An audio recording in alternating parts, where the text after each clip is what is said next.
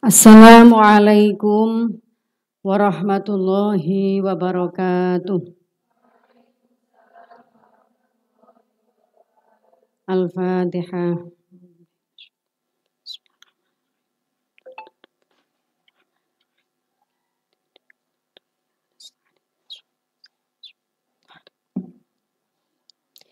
Bismillahirrahmanirrahim. Alhamdulillahirabbil alamin.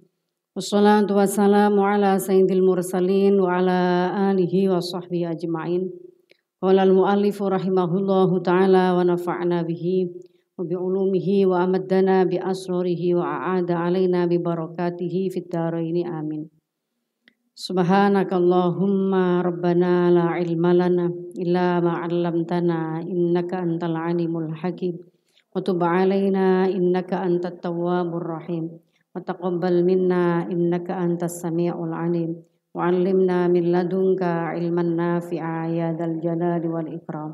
Allahumma iftah lana hikmataka wa ansur 'alaina rahmataka ya dzal jalali wal ikram.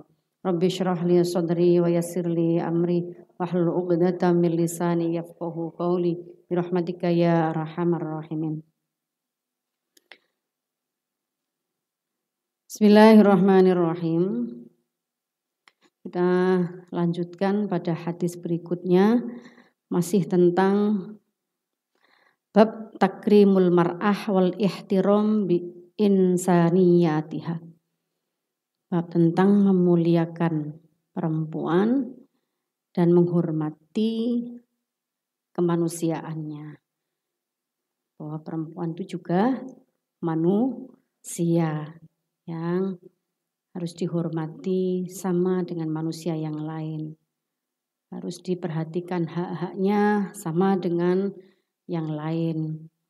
Sama dengan laki-laki, anak-anak, dewasa, tua, laki, perempuan, itu semua manusia. Inna akramakum indallahi atqakum. Kemarin kita membahas tentang satu tindakan luar biasa Rasulullah SAW pada perempuan dan anak, pada istri dan anak perempuan, putri perempuan beliau, di mana saat putrinya atau istrinya masuk rumah atau hadir di hadapan beliau menyambut kehadiran keduanya dengan sambutan yang hangat, sambutan yang baik. Itu teladan baginda Rasul dan mestinya itu menjadi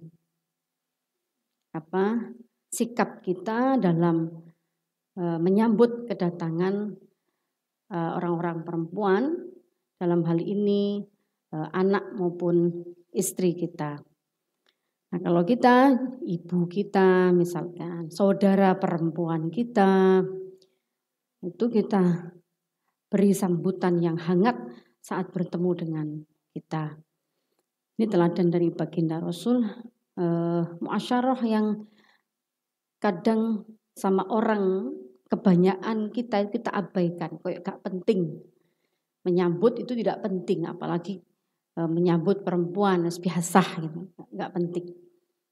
Ternyata itu dilakukan oleh Kanjeng Nabi pada putrinya dan pada istri beliau. Lalu bagaimana sikap Rasulullah SAW pada ibu susuan beliau? Bukan ibu yang melahirkan ini ya, karena beliau sudah ditinggal wafat oleh ibunda Siti Aminah sejak masih kecil. Nah, kemudian ibu susuan beliau Siti Halimatus Sa'diyah yang menyusui beliau itu pun sangat mendapatkan penghargaan dari baginda Rasul. Bismillahirrahmanirrahim. An Abi Atufan radhiyallahu an qala ra'aitu Nabiyya sallallahu alaihi wasallam yaqsimu lahman bil ji'ronah. Idz aqbalat imra'atun hatta danat ilan Nabi sallallahu alaihi wasallam. Fabasattolaha rida'ahu fajalasat alaihi Faqultu man hiya faqalu hadhihi ummuhu alladhi ardu'athu. Rawahu Abu Dawud. Di Sunani Abi Dawud, Kitab Al-Adab, Babu fi birril walidain. An Abi Tufan radhiyallahu anhu qala, raaitu ningali ingsun an-nabiy sallallahu alaihi wasallam yaksimu bagi-bagi sapa rasul lahman ing daging bil Ji'ronah ing dalem tanah Ji'ronah, daerah Ji'ronah. Id akbalat dumadaan madhep sapa imratun wadon hatta danat sehingga marek sapa imro'ah ilan Nabi sallallahu alaihi wasallam. Fabasato mongko beber laha maring beber sapa Nabi, gelar sapa Nabi la maring imro'ah ridaahu ing slendange Nabi. Fajalasat nuli pinarak alaihi ing ngatasé rida. Pinarak sapa imro'ah alaihi ngatasé rida. Fakultu mongko takon ingsun ing pitakon man iku sapa ya utawi imro'ah. Fakalu mongko jawab sapa sahabat hadhi utawi imro'ah iku ummuhu ibune Kanjeng Nabi allati kang ardoat nyusoni sapa ummuh hu ing Nabi. Wa hiya Halimatus Sa'diyah murdi'atun Nabi sallallahu alaihi wasallam wadon kang nyusoni Kanjeng Nabi sallallahu alaihi wasallam. Ya bintu Abi Du'ab wasmuhu Abdullah ibn Al-Harith bin Sa'ad bin Bakar bin Hawazin. Hadis ini ada dalam kitab Sunan Abi Dawud, bab kitab Al-Adab, bab tentang birrul walidain. Jadi secara umum hadis ini menjelaskan tentang berbakti kepada kedua orang tua. Namun secara khusus bisa kita lihat redaksi atau teks hadis ini di mana Nabi itu sedang ada di tanah Ji'ronah, sedang bersedekah membagi-bagikan daging pada masyarakat di wilayah Ji'ronah. Lalu datang kepada Rasulullah, id akbalat imro'ah, datang seorang perempuan mendekat kepada Nabi.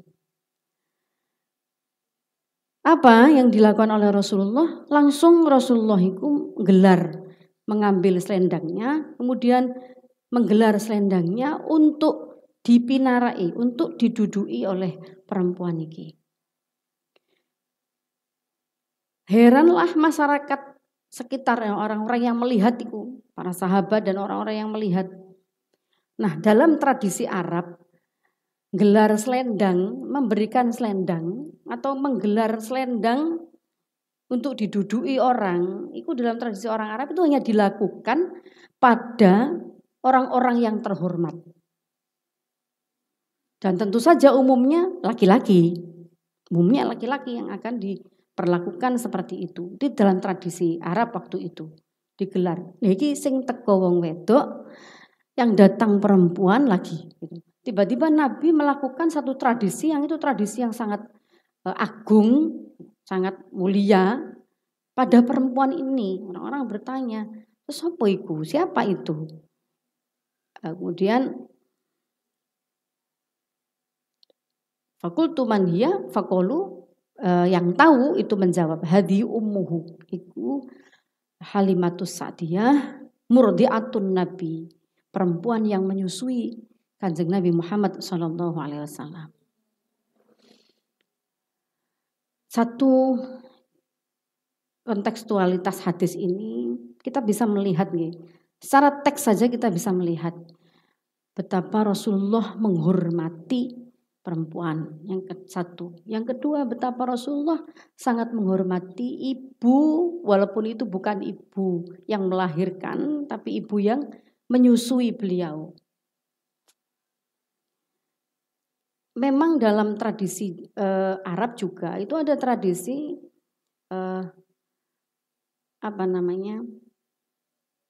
menyusui itu salah satu pekerjaan gitu, salah satu pekerjaan. Ada tradisi seperti itu. yang berkembang di masyarakat Arab. Jadi ibu-ibu, anak-anak yang tidak punya orang tua, ada yang secara sosial perempuan-perempuan itu dengan ikhlas menyusui anak-anak orang lain, tapi kan akhirnya menjadi jelas ya, murdiah. Nah, ada yang itu menjadi sebuah pekerjaan. Apapun itu, Rasulullah menganggap itu ibu beliau yang telah menyambung kehidupan masa kecil beliau, nyambung nyawa. Jadi makanan itu adalah salah satu nikmat atau rezeki yang diberikan pada Allah yang secara zahir itu penyambung nyawa manusia.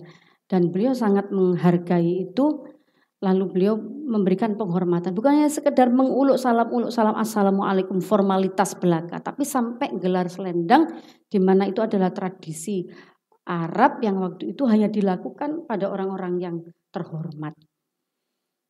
Yang kedua itu, yang ketiga, ini bentuk apresiasi atau penghargaan Islam pada perempuan menyusui.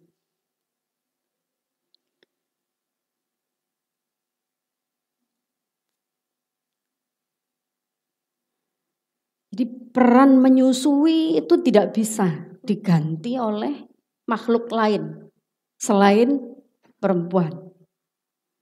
Saged mung mentil ngedot. Nek ngedot tuku pentil, saiki bentuknya pentil macam-macam untuk bayi itu. Tapi pasti tentu saja itu tidak mengenyangkan gitu. Peran menyusui itu ada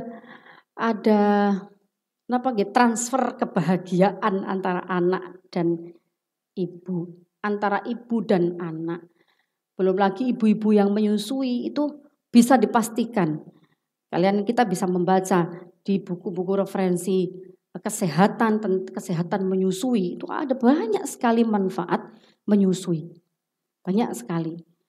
Di samping ASI, komposisi ASI, karena minallah ya langsung dari Allah.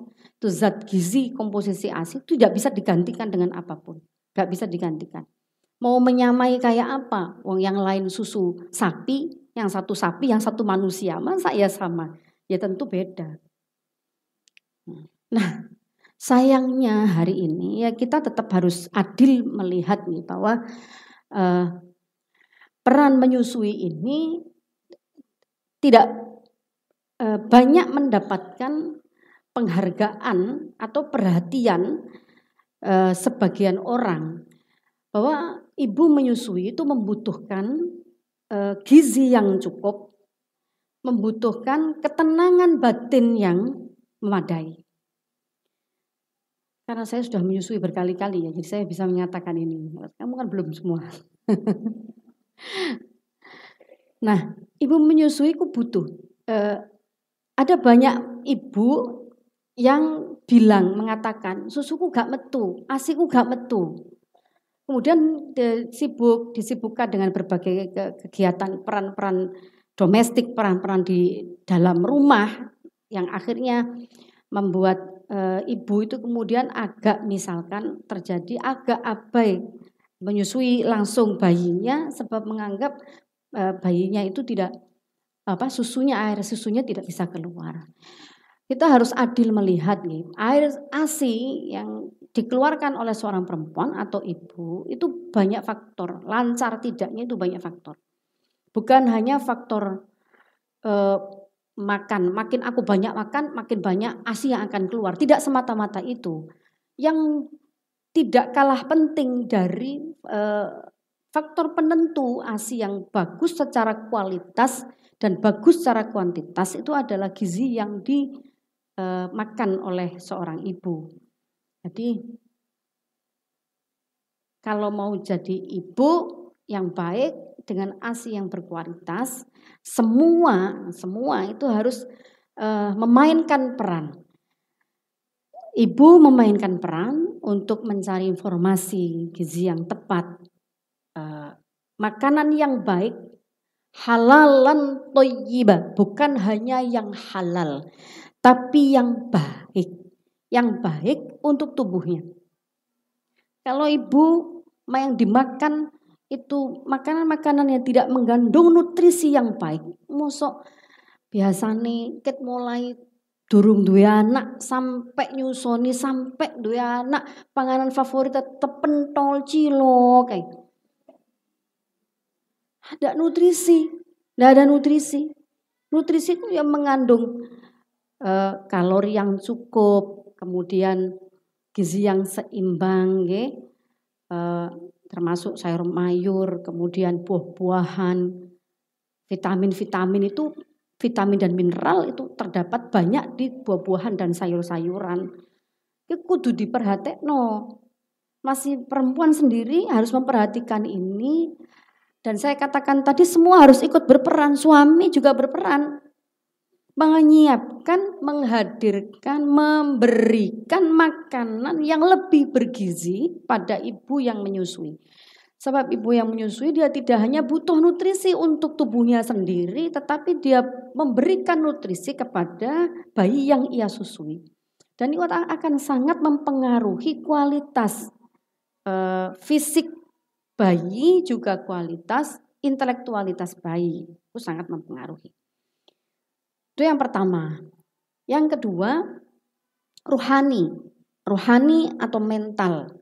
Mental ibu.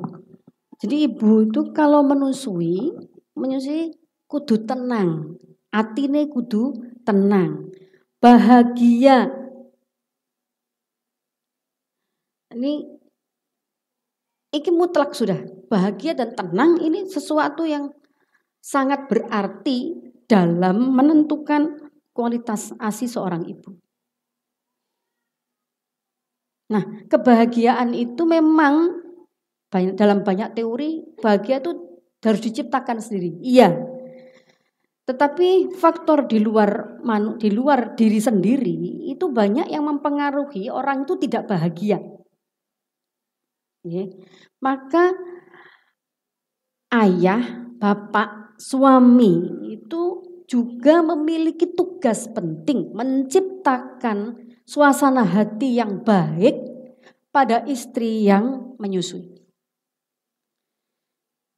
Semakin tenang ibu itu semakin bahagia, dia memberikan sesuatu, memberikan ASI kepada anaknya akan semakin bagus kualitas ASInya. Kalau kemudian secara eksternal itu sesuatu di luar ibu itu tidak mendukung situasi menyusui dengan tenang, dengan bahagia, itu tentu mempengaruhi produksi ASI. Nah, ada banyak ibu yang kemudian merasa, wes aku gak iso nyusoni, susuku gak metu, ribet pisan, pada akhirnya putus asa, ribet.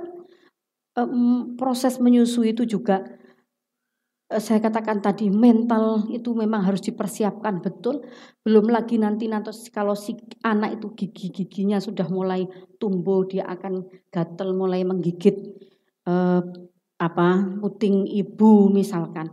Iku sakit, luka, sakit itu menambah kadang depresi, menambah depresi perempuan menyusui. Wis tak susune aku dicokoti bayine sing di salahne. Ini karena atine ora tenang, atine ora bahagia. Di samping kita memang salah satu motivasi perempuan menyusui itu wis gak usah khawatir soal ganjarane wong wedok sing nyusoni melahirkan iku dosane entek kaya miwaladat ummuh. Tentu itu jadi motivasi tertinggi kita sehingga masih banyak perempuan-perempuan yang seneng aja menyusoni anak 5 anak 7 disusoni haulaini kamilaini. Iku sing seneng. Tapi juga banyak sekali fenomena kenyataan itu sudah banyak perempuan-perempuan yang meninggalkan menyusui. Nah, saya harus adil melihat ini bahwa tadi ada 2 faktor saya katakan, faktor internal perempuan itu sendiri yang harus memotivasi diri bahwa menyusui itu bagian dari ibadah, itu oke, iya.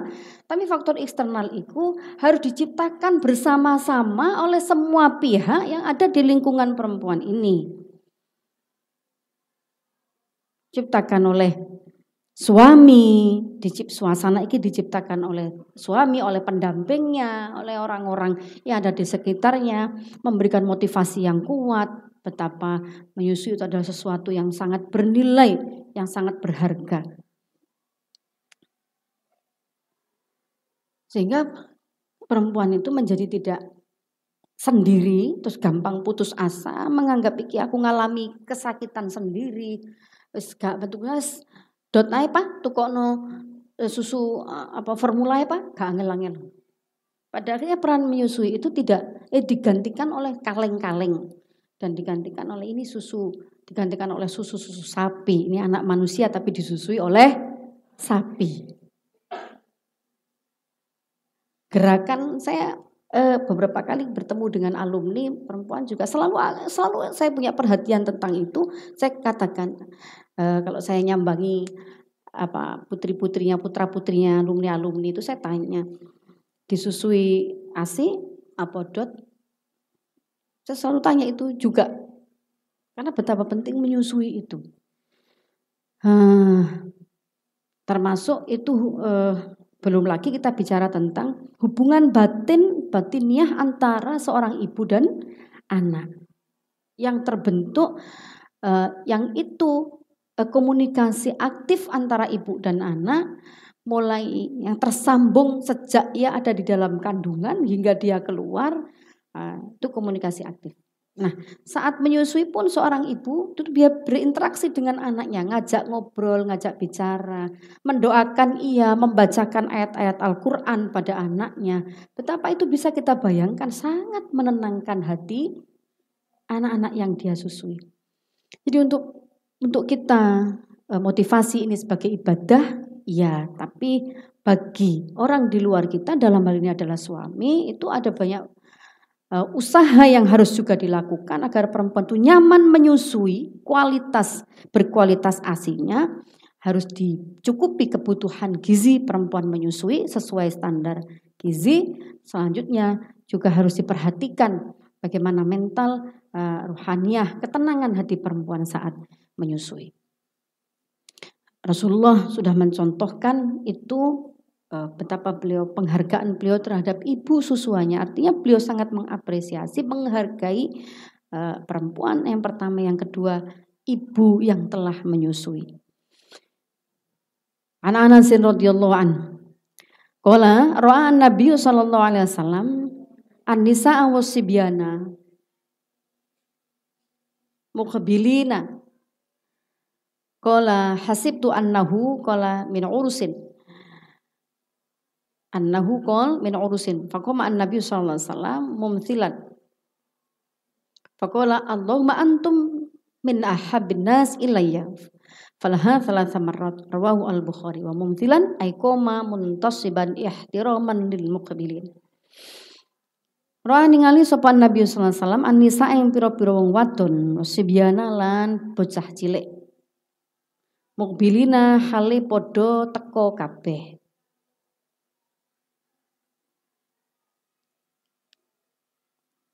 Kola hasibtu annahu kola min urusin.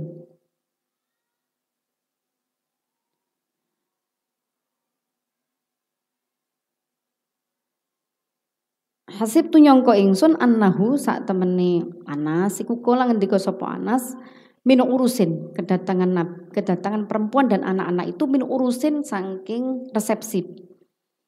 Faqama mongko jumeneng. Ini loh, Rasulullah itu sampai berdiri menyambut kehadiran anak-anak dan perempuan. Masya Allah, luar biasa penghargaan Kanjeng Nabi itu. Mumsilan halih jumeneng, kelawan jumeneng temenan. Faqala mongko ngendika sapa Nabi, Allahumma antum min ahabbin nasi ilayya. Antum utawi sira kabeh ku min ahabbin nasi luwih den seneng-senengine menungso ilayya munggu ingsun. Saya hanya membayangkan situasi ini gitu ya. Betapa ini sesuatu yang sangat membahagiakan gitu ya, membahagiakan perempuan dan membahagiakan anak-anak saat kemudian dia datang terus suaminya misalnya itu berdiri menyambut, itu sesuatu yang sangat membahagiakan. Apalagi itu dilakukan oleh Rasulullah SAW di satu era, di satu zaman yang sebelumnya era itu diwarnai dengan jangankan menyambut perempuan dengan berdiri, dengan kalimat Allahumma antum minna habbin nas, antum utawi sira kabehku minna habbin nasi.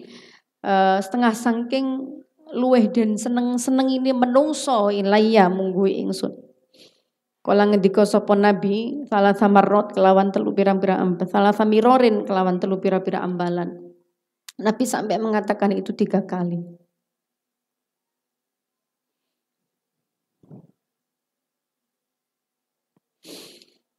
Ada apa ya? Rawang riwayatake hadis sapa Al-Bukhari Imam Bukhari. Wa mumsilan ekoma tegese jumeneng Nabi muntasiban hale ngurmati ihtiraman tegese ngurmati lil muqabilina maring pira-pira kang teka. Padahal yang datang itu anak-anak, padahal yang datang itu perempuan. Ngono. Bagi sebagian kalau zaman jahiliyah dulu ya memang seperti itu, jangankan disambut didelok wae wis untung gitu. Perempuan itu dilihat saja sudah untung. Saking tidak berharganya perempuan itu dalam pandangan laki-laki atau dalam pandangan masyarakat. Tapi kemudian Rasul rawuh dan begitu drastis gitu ya perubahan sikap yang dari tradisi ini menjadi tradisi Islam yang luar biasa. Nah, kenapa hari ini kita masih banyak menyaksikan gitu ya?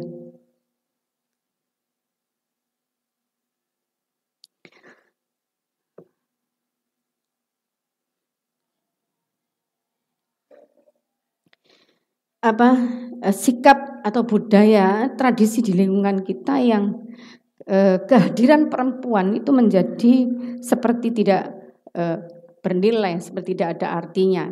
Teko gak teko wis gak urusanku. Mlebu omah salam gak mlebu omah salam juga apa pentingnya aku menyambut hadirmu. Padahal ini dicontohkan oleh Rasulullah itu sampai ngadeg nyambut.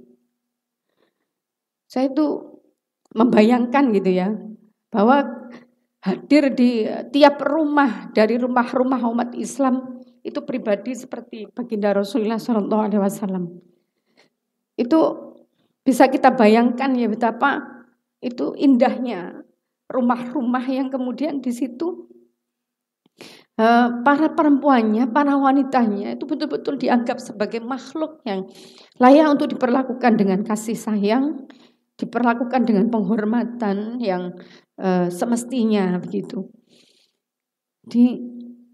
Iki sikap Rasul yang revolusioner dan itu berabad-abad, beratus-ratus atau bahkan ribuan tahun yang lalu.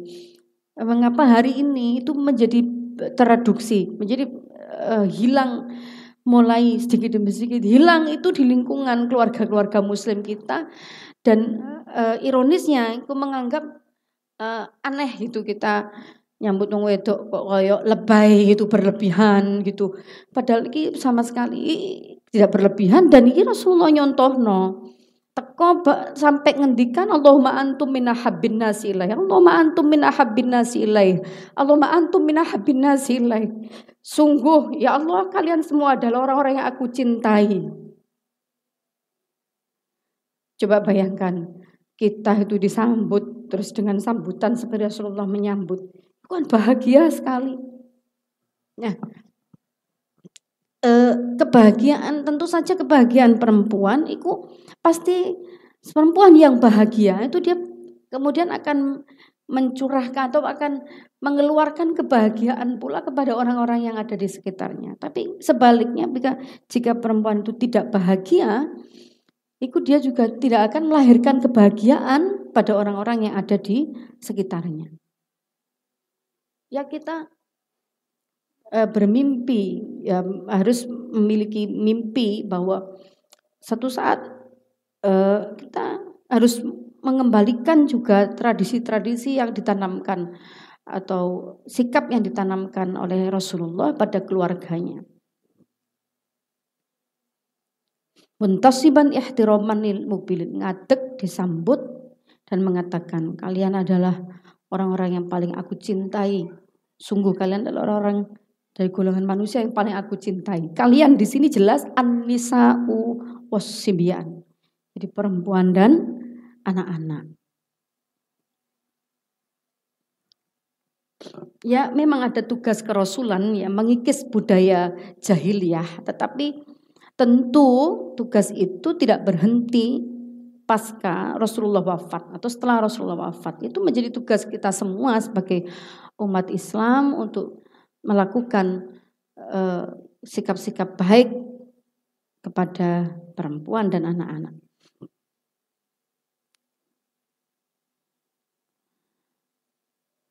Sehingga banyak sekali kita saksikan hari ini anak perempuan itu kaku sama ayahnya, nggak berani mendekat pada ayahnya.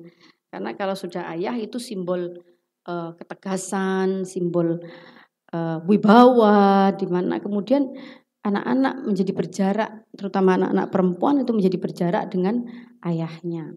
Anak-anak kecil ya perempuan menjadi berjarak dengan ayahnya karena takut, karena kewibawaannya dan seterusnya. Nah, itu mungkin tidak bisa dipungkiri, tetapi bisa diciptakan. Rasulullah menciptakan itu agar tidak terjadi jarak yang kemudian membuat kaku gitu, apalagi mengesankan, menakutkan bagi anak-anaknya.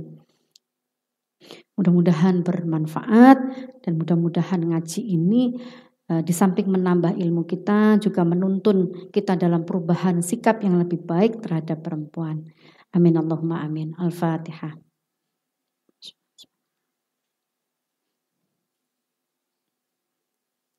Bismillahirrahmanirrahim. Allahumma shalli ala sayyidina Muhammad wa ala ali sayyidina Muhammad. Allahumma inni astaghfiruka ma 'allamtani wa radudtu ilayya 'inda hajati ilaik wa la tunsini ya rabbal alamin. Assalamualaikum warahmatullahi wabarakatuh.